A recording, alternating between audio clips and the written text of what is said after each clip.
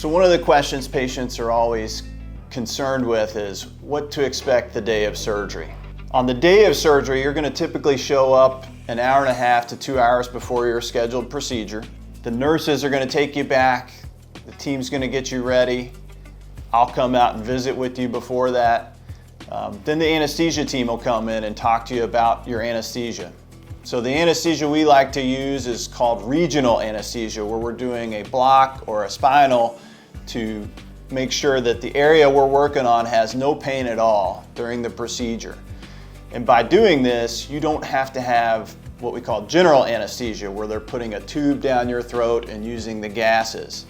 The benefits of this is that it's, number one, safer for the patient. It's less painful after the procedure, and our patients wake up feeling really good and able to get up and walk right away. The surgery, whether it be the hip replacement or knee replacement or partial knee replacement, takes just about an hour to complete. After that, you're going back to the recovery room. You'll have the same nurses taking care of you as you had before. Once you're awake, they get you something to eat or drink, and once the block starts to wear off and you're able to move your legs and feeling good, you get up and start walking.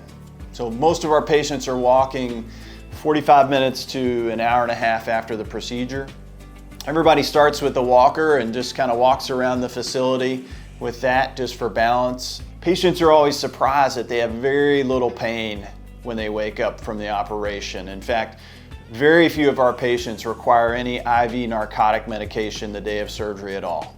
Once you've walked with the nurses and they've had a chance to talk to your team member or family member who brought you, you're able to go home probably on average about 2 hours after you had your procedure.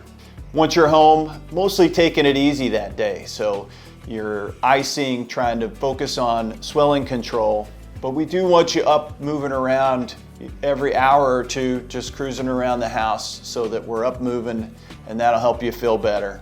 Several of our patients will even start their week 1 therapy exercises later that day.